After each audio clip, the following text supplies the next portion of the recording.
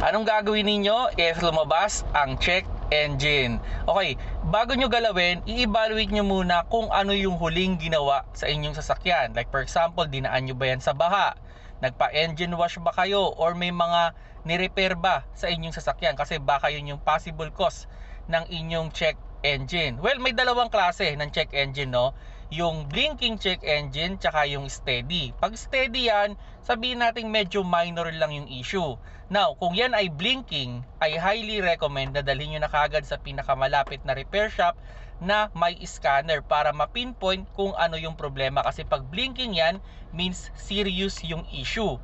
Now, kung steady yan, pakiramdaman nyo muna yung inyong sasakyan. Kumbaga, wala ba siyang loss of power? Okay ba yung tunog ng inyong makina? Hindi ba malakas ang vibration? O wala bang pinagkaiba sa takbo? Kasi kung wala namang kakaiba doon sa takbo, you can do a reset.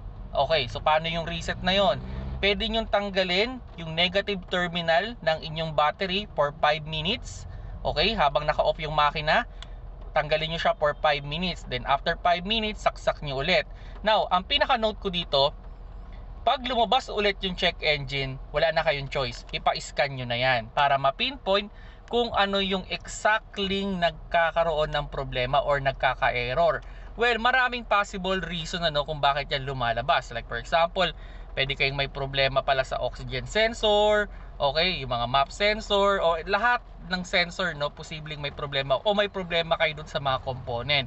Kaya kung sakali mang lalabas to, I highly recommend na ipa-scan ninyo. Pero kung tipid mode at wala namang kakaiba dun sa tunog o sa vibration o hindi naman loss of power, well, you can do a reset muna. Then after that, tsaka ninyo ipa-scan pag lumabas ulit.